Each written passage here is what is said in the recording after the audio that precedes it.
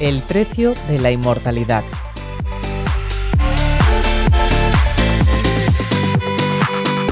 Si pensamos en la inmortalidad, o al menos en alargar la vida lo máximo posible, no podemos entender la nutrición como un detalle, sino como el cimiento de este objetivo. Cada decisión que tomamos con la comida, cada bocado que llevamos a la boca, es un mensaje que enviamos a nuestro cuerpo. Una orden silenciosa que puede activar lo mejor de cada célula o, por el contrario, desgastar poco a poco los engranajes del cuerpo. Comer mejor, la buena alimentación, es la herramienta más poderosa que tenemos a nuestro alcance para moldear nuestro destino biológico. Es esencial para mantener la salud, prevenir enfermedades y garantizar el óptimo funcionamiento de nuestro cuerpo. No es una moda, no es un tema meramente estético, es el camino más rápido hacia el bienestar.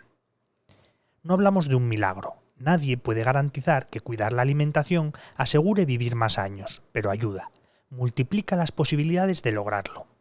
Así podemos observar que las culturas más longevas del mundo no tienen fórmulas mágicas que las sostengan, pero todas comparten hábitos alimentarios saludables. Hablamos de comer muchos vegetales, muchas legumbres, fruta, platos equilibrados, productos ricos en vitaminas, minerales, nutrientes. Pero tan importante es lo que ingerimos como lo que no. Para vivir más y vivir mejor es importante evitar los ultraprocesados, los carbohidratos, moderar el consumo de carne o la comida rápida y la bollería industrial. Pero si hay un producto en el que se está poniendo el foco por lo perjudicial que es para nuestra salud, ese es el azúcar. Consumirla en exceso es uno de los mayores enemigos de la salud moderna.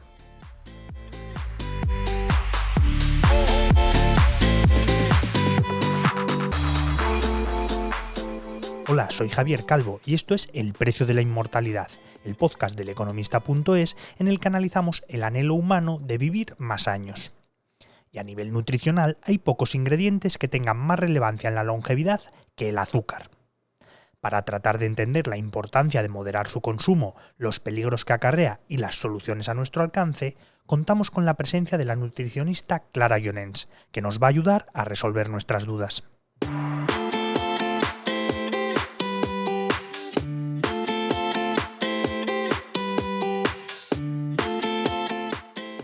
Muy buenos días, Clara, ¿cómo estás?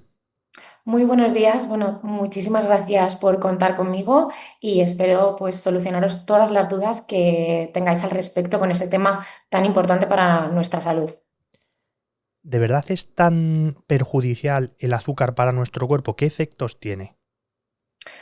Vale, yo creo que el error es que siempre buscamos en estos temas o un blanco o un negro, ¿no? Y al final, pues obviamente hay un contexto y un depende detrás de esa pregunta, ¿vale? Al final, el primer parámetro es que depende de la cantidad de la que estemos hablando de ese consumo de azúcar que hacemos, del contexto. No es lo mismo un consumo de azúcar que va a hacer un deportista previo a una carrera o una persona normal, ¿vale? Que se toma pues un café con leche diariamente con 2 cucharadas de azúcar. Entonces, partiendo de la base que depende de la cantidad y el contexto, esa cantidad también es la que influye luego, ¿vale? En pues, nuestra salud metabólica, en parámetros cardiovasculares.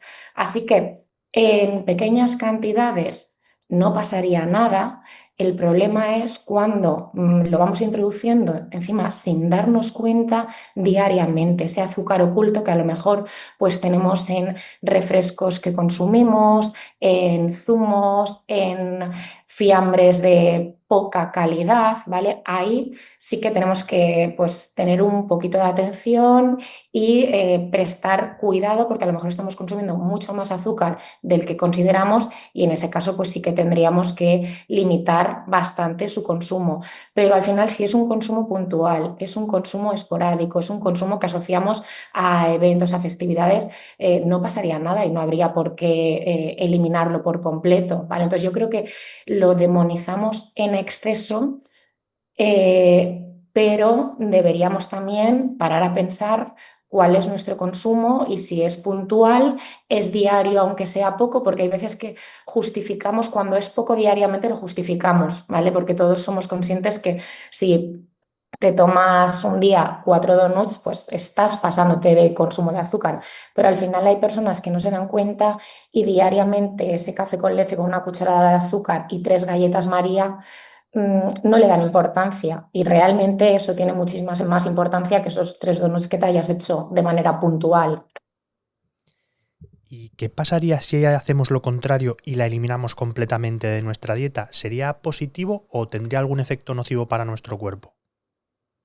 A ver, yo creo que aquí, primero que nada, ¿vale? Habría que diferenciar un poquito en lo que es el azúcar añadido, el azúcar simple, ¿vale? Que es el que encontramos en bollería, en refrescos o el que nos añadimos nosotros mismos, y luego el azúcar intrínseco de ciertos alimentos.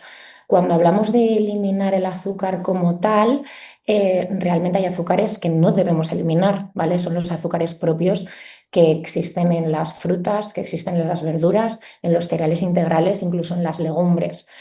Si hablamos de azúcares añadidos, que le añadamos lo que hemos comentado a ese café con leche, a esos refrescos que tomamos, obviamente no pasa nada por eliminarlo. Al contrario, el cuerpo se ve favorecido metabólicamente, mejoran parámetros de glucosa, de resistencia a la insulina, de grasa corporal, ¿vale? Lo que pasa que sí que considero importante quizá no ser tan drásticos y no hablarlo de eliminarlo por completo, porque hay un factor muy importante aquí, que es el social, el cultural, el aprender a permitirse ciertos caprichos de vez en cuando. Entonces, hay veces que cuando queremos ser tan drásticos, ¿vale? Empeoramos mucho la relación que tenemos con la comida. Entonces, para mí, ¿qué sería importante?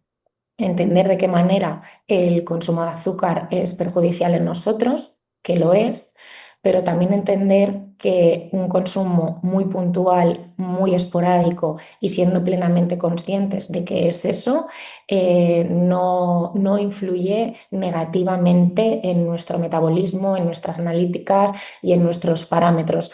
Y al igual nos da ese plus extra de pues, satisfacción por estar disfrutando en ese contexto de esa tarta con azúcar o de ese donut puntual. Y en relación con la esperanza de vida, que es el tema que más nos preocupa en este podcast, ¿qué efecto tiene un exceso de azúcar en nuestra vida? ¿Qué pasa si constantemente vivimos con una cantidad de azúcar por encima de la recomendable? ¿Cómo nos afecta a largo plazo? Bueno, realmente a largo plazo nos afecta mucho, ya que un consumo de azúcar, aunque sea bajito diariamente, ¿vale? Va a empeorar muchísimos parámetros, va a hacer que tengamos mayor resistencia a la insulina, va a aumentar nuestro riesgo cardiovascular, nuestro riesgo metabólico, empeora el que oxidemos nuestros radicales libres. Entonces, eso al final hace que nuestra longevidad obviamente disminuye. ¿Por qué? Porque además aumenta el riesgo de obesidad, o sea, ya no hablamos aquí de peso y no peso, hablamos realmente de que ese consumo de azúcar va a empeorar nuestra salud interna independientemente de ese peso y esta salud interna obviamente va a disminuir nuestra calidad de vida y por supuesto nuestra longevidad. Al final, imagínate que cuando hablamos de dosis diarias recomendadas de azúcar, y aquí no metemos el azúcar propio de fruta, de legumbres y de verduras, como hemos dicho, ¿vale? Esos son libres porque al final tienen vitaminas, tienen minerales, tienen una matriz que es la fibra que ayuda a que no hayan esos picos de glucosa, pero si hablamos de azúcar que podríamos incluir en nuestro día sin que afecte a esa longevidad, hablamos de un 5% de nuestra ingesta diaria, que es muy poquito, ¿vale? Al final son 6 cucharaditas pequeñas que incluso a veces no es que nos las tengamos que añadir, sino que, como ya he dicho, vienen ocultas en alimentos que no somos conscientes, en productos, perdona, que no somos conscientes, bien sea una pechuga de pavo, bien sea un tomate en lata. Entonces, si queremos cuidar nuestra calidad de vida, nuestra longevidad a largo plazo, tener una calidad, lo primero que tenemos que hacer es cuidar nuestra alimentación y por ende disminuir nuestro consumo de azúcar, priorizando el azúcar que hemos comentado que está propio en alimentos como tal, ¿vale? Y no en productos. Y si hemos tenido, por ejemplo, un gran exceso de consumo de azúcar en nuestra vida, ¿hay algún momento que es irreversible el daño que puede hacer? ¿O en algún momento ya no podemos hacer nada? ¿O siempre tenemos alguna solución para tratar de compensar todo ese exceso que hemos tenido en nuestra vida o en un determinado tiempo? Siempre es reversible. ¿Vale? Bueno, siempre obviamente entre comillas, pero incluso en casos de hígado graso no alcohólico, de una diabetes tipo 2 que pueda aparecer a los 60 años, todas estas patologías que aparecen por una mala alimentación, un exceso de azúcar, de grasa son reversibles. Eso quiere decir que las podemos mejorar. O sea, para mí lo más importante es que la gente entienda que nunca es tarde.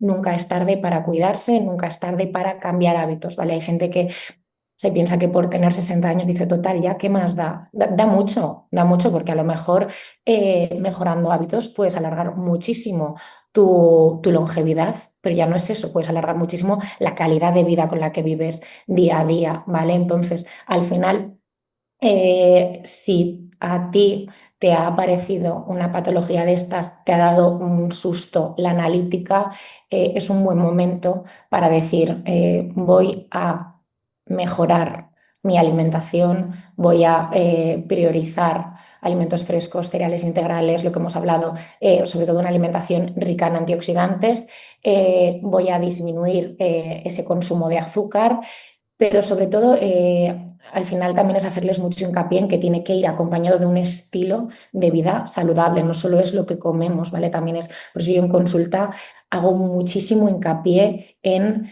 la alimentación, obviamente, pero luego hablamos de calidad del sueño, de manejo de estrés, de actividad física, ¿vale? Entonces, justamente cuando ha aparecido una de estas patologías, no solo es importante ayudarles a mejorar esa alimentación, que por supuesto lo es, sino que entiendan que al final es la pieza de un puzzle que va a hacer que mejore esa patología. Pero por supuesto, tengo personas que vienen con una analítica eh, muy mala, con unos hábitos terribles y modificando hábitos, aunque obviamente cuanto más mayores somos, más nos cuesta modificarlos, que quizá es el punto más complicado en estos casos. Vemos como las analíticas mejoran drásticamente. Además, ellos valoran el que también mejoras la calidad de vida, por supuesto. Eh, Me gustaría destacar que quizá que sería importante que no busquemos siempre el tratar, que yo creo que es uno de los problemas que tenemos en la sociedad y lo veo diariamente en consulta. A lo mejor cambiamos hábitos y mejoramos aspectos de nuestra alimentación o nuestros hábitos de vida cuando nos hemos asustado porque nos ha aparecido una obesidad tipo 2 cuando nunca habíamos tenido parámetros altos, tenemos una hipertensión con riesgo de arritmia. Entonces, busquemos más. Nunca es tarde para mejorarlos, pero ahorraríamos muchísimo, tanto a nivel económico como en el impacto que al final genera en nuestra salud el haber tenido esa patología, por mucho que luego mejoremos, el que tratemos, el que prevengamos el llegar a ese punto. ¿Vale? Al final todo es mejor si en una edad temprana cogemos unos buenos hábitos en general y aseguremos que no vamos a llegar a ese punto, que si ya llegados a ese punto intentamos revertirlos. Pero bueno, que se puede, que al final todo tiene solución, por supuesto. Y hay tratamientos, detectamos, por ejemplo, mucha información en internet, consultas sobre el Ozempic, por ejemplo. ¿Sirve de algo o es todo un poco de mito? No es un mito. Realmente el Ozempic sí que funciona, ¿vale? El problema es que para mí lo veo como una salida rápida, ¿vale? Eh, Teniendo en cuenta que una pirámide, ¿vale? De mejora de resistencia a la insulina de diabetes tipo 2. El primer paso debería ser una mejora de hábitos, tanto nutricionales como de actividad física. El segundo paso, siempre tenemos suplementos que nos pueden ayudar a mejorar esos parámetros de analítica, ¿vale? Como por ejemplo pues el cromo, el magnesio, la canela. En el tercer paso, cuando ya hemos mejorado hábitos, cuando hemos mejorado nuestra actividad física, cuando incluso hemos probado una serie de suplementos que acompañan de esos hábitos y no perdemos peso, no mejoramos parámetros, por lo que sea, en esos casos, pues el Ozempic al final es útil, ¿vale? El Ozempic al final lo que hace principalmente es que inhibe el hambre, ¿vale? Entonces, al no tener esa sensación de hambre, obviamente la persona come menos y por ende pierde peso. El problema de esto es que si se utiliza, como ya he dicho, no como tercer eslabón, sino como primero, llega un punto que deja de hacer efecto y la persona vuelve a tener hambre y si no ha habido una mejora de hábitos, si no ha habido una reeducación alimentaria, ese peso se pierde. Encima, si no se acompaña de una pauta correcta en cuanto a aporte proteico, parte del peso, gran parte del peso que se pierde es masa muscular, no es grasa. Entonces, una vez que lo abandonas, el efecto rebote es brutal, brutal. Y yo lo he visto aquí en la clínica. Entonces, ¿que es útil? Sí. ¿Que hay que cogerlo con pinzas? Sí. ¿Que hay que saber utilizarlo? ¿Que hay que acompañarlo de unos buenos hábitos, de una buena pauta nutricional en la que se asegure que esa persona no solo por comer menos esté perdiendo peso, que al menos lo que esté comiendo le esté aportando el aporte proteico de vitaminas, de minerales que necesita para que luego no haya un efecto rebote y sobre todo que no es una medicación para utilizar a largo plazo? Eh, por supuesto que no. Y bueno, y que hay personas que realmente les afecta negativamente a nivel digestivo, ¿vale? Ya que pues, muchas veces genera un poco de diarrea, de reflujo, de malestares digestivos. Entonces, bueno, es útil, pero hay que saber utilizarlo y por supuesto no tiene que ser la primera herramienta que utilicemos en ningún caso. Y por último, hay una serie de alternativas al azúcar, como azúcar moreno, panela, stevia y bueno, un montón que casi surgen cada día. ¿Qué pasa con ellas? ¿Son igual de nocivas? ¿Merecen la pena como alternativas? ¿Hay que valorarlas o están en el mismo punto? Bueno, realmente, si quieres, vamos a separar un poquito, ¿vale? Cuando hablamos, por ejemplo, de panela, de miel, de dátiles, de azúcar moreno, ¿vale? Son más naturales que el azúcar en sí, pero eso no quita que sean exactamente iguales a nivel metabólico en el cuerpo, que influyen de la misma manera que el azúcar, ¿vale? Prácticamente son azúcar, lo que pasa que son azúcares disfrazados muchas veces. Por ejemplo, en el caso del azúcar moreno, ¿vale? Al final simplemente es un azúcar que se ha mezclado con una melaza, que es lo que le da pues, ese toque así más oscuro, pero sigue teniendo el mismo contenido en azúcar. Lo que pasa es que ya escuchamos azúcar moreno y pensamos que es un poco mejor. Simplemente es que tiene más vitaminas y minerales que el azúcar, pero realmente están en el mismo pack. Si nos vamos a la panela, por ejemplo, al final es un azúcar que no está refinado, ¿vale? Lo mismo que el azúcar moreno, tiene más vitaminas, tiene más minerales, pero en términos nutricionales es exactamente igual que el azúcar, incluso aporta un poco más de azúcar y de calorías porque no está refinado, ¿vale? Entonces seguiría siendo desaconsejable. Lo mismo que la miel, al final tiene un poquito menos de azúcar que el azúcar en sí, tiene más minerales, sí, tiene antioxidantes también, pero es que es insignificante para lo que deberíamos consumir, porque al final hablamos de que a lo mejor es un 88%, 90% azúcar. Y luego, por otra parte, tenemos lo que son los edulcorantes, ¿vale? Como por ejemplo la stevia, el eritritol, el xilitol, que vemos que cada vez, donde antes solo existía la sacarina, ahora cada vez hay más alternativas.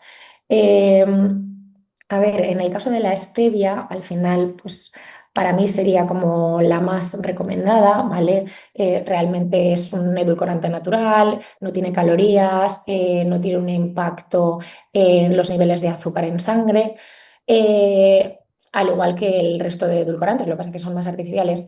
La cuestión de estos edulcorantes es que, aunque no nos aporten calorías, tienen aportan más dulzor que el azúcar en sí. Entonces, la persona va a seguir necesitando ese azúcar, ¿vale? Realmente no estamos trabajando en educar al paladar, al contrario, tú lo sabrás que si pasas de edulcorarte el café con leche con azúcar a ponerte sacarina, dices, ostras, es que encima está más bueno porque está muchísimo más dulce. Entonces, realmente vas a seguir necesitando ese azúcar, tu cuerpo te lo va a seguir pidiendo.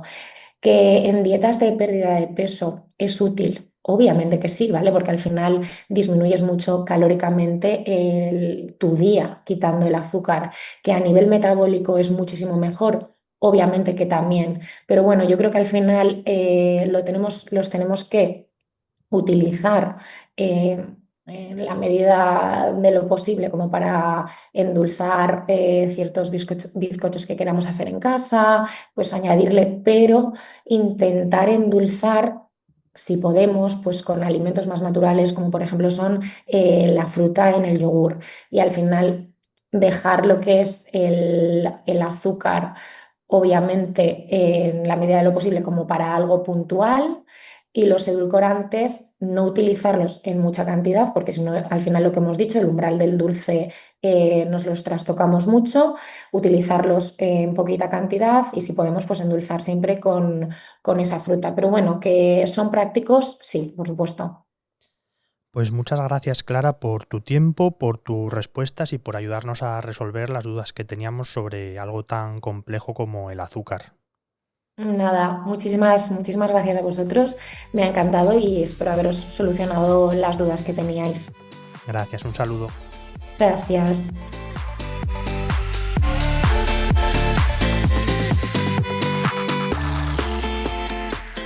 El problema del azúcar no llega solo de la que tomamos conscientemente, sino en la que no vemos y está presente en muchos de los productos que consumimos habitualmente. ¿Cuánta cantidad de azúcar podemos tomar sin darnos cuenta? Para hacernos a la idea, contamos con nuestro compañero Raúl González. Como bien ha relatado Clara Llorens, el problema no es el azúcar, sino el exceso de azúcar.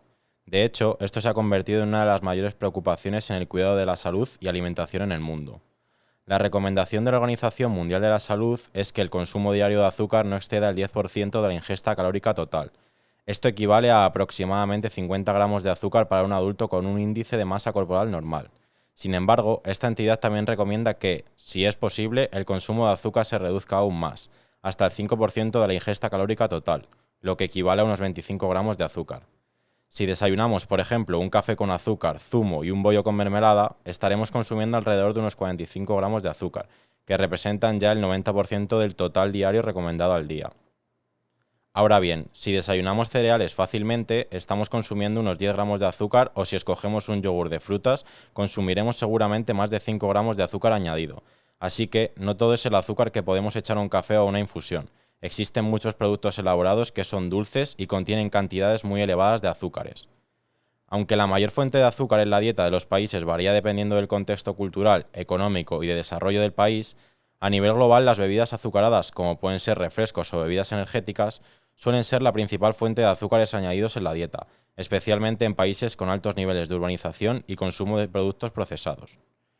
En España, el consumo diario de bebidas azucaradas es del 6,4%, por debajo de la media europea del 9,1%.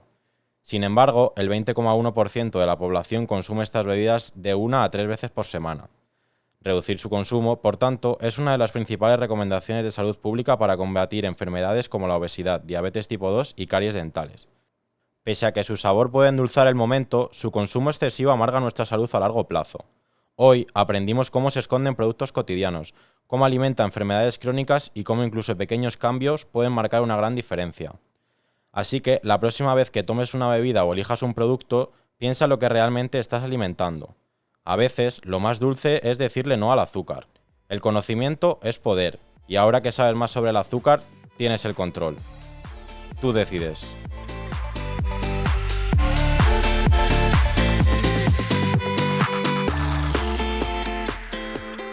Que la búsqueda de la eterna juventud está en auge se aprecia sobre todo por los esfuerzos que están haciendo muchos magnates, especialmente del mundo tecnológico, que invierten grandes sumas de dinero en todo tipo de terapias antienvejecimiento.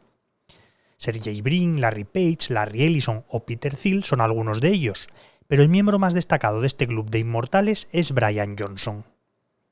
Este millonario, que se hizo rico con la venta de la empresa de envío de dinero online que había fundado, se ha convertido en la cara de la expresión «el dinero todo lo puede». Lleva años obsesionado con descubrir los límites de la vida. Para ello invierte importantes sumas de dinero en un estricto régimen de rejuvenecimiento, con el que intenta acortar su edad biológica. Como contaba en eleconomista.es nuestro compañero Cristian Gallegos, este millonario de 45 años no tiene problema en contar las rígidas intervenciones médicas a las que se ha sometido, que le dan una salud cardíaca de un hombre de 37 años, la piel de una persona de 28 años y la capacidad pulmonar de un joven de 18. Su objetivo, confiesa, es vivir 200 años para disfrutar más de lo que ofrece la vida. Para conseguirlo, además de llevar una rutina deportiva, alimentaria y de descanso a la altura de un atleta de élite, ha tenido que tomar decisiones médicas extremas, como inyectarse la sangre de su hijo y la de su padre, se ha autoadministrado la hormona de crecimiento y consume más de 100 pastillas diarias. Todo por conseguir la anhelada eterna juventud. En total invierte más de 2 millones de euros al año en este proceso vital. Aunque el caso de Johnson es el más llamativo, también porque él ha tratado de convertirse en la cara de esta tendencia, Silicon Valley está repleto de millonarios que persiguen la eterna juventud.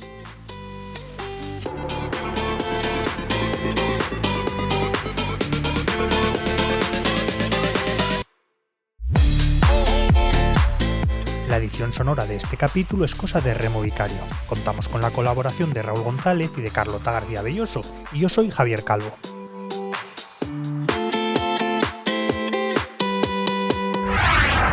El Economista Podcast.